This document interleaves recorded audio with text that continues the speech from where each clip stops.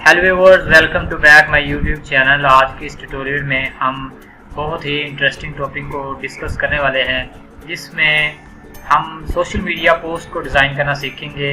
आपने अक्सर social media के प्लेटफॉर्म पे देखा होगा बर्गर और पिज़्ज़ा के जो एड्स आप देखते हैं, उन एड्स को डिज़ाइन करना आज के इस ट्यूटोरियल में हम सीखेंगे कि हम कैसे डिज़ाइन करते हैं। मैं आपको मुख्तलिफ डिज़ाइन स्क्रीन पे दिखा रहा हूँ। ऐसे डिज़ाइन आपने अक्सर अपने सोशल मीडिया प्लेटफॉर्म पे देखे होंगे और अक्सर शॉप्स पे भी आप जाते होंगे, एड्स उनकी देखते होंगे, आपको ये मुख्तलिफ डिज़ाइन देखने को मिलते हैं।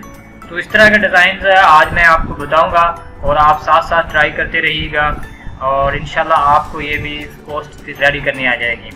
तो ये कंप्लीट ट्यूटोरियल होगा हमारा आज का, तो आप एंड तक वीडियो देखिए। अगर अभी तक आपने चैनल को सब्सक्राइब नहीं किया तो चैनल को सब्सक्राइब कीजिए, लाइक कीजिए और कमेंट्स लाजमी कीजिए। Thank you. तो चले हम स्टार्ट करते हैं।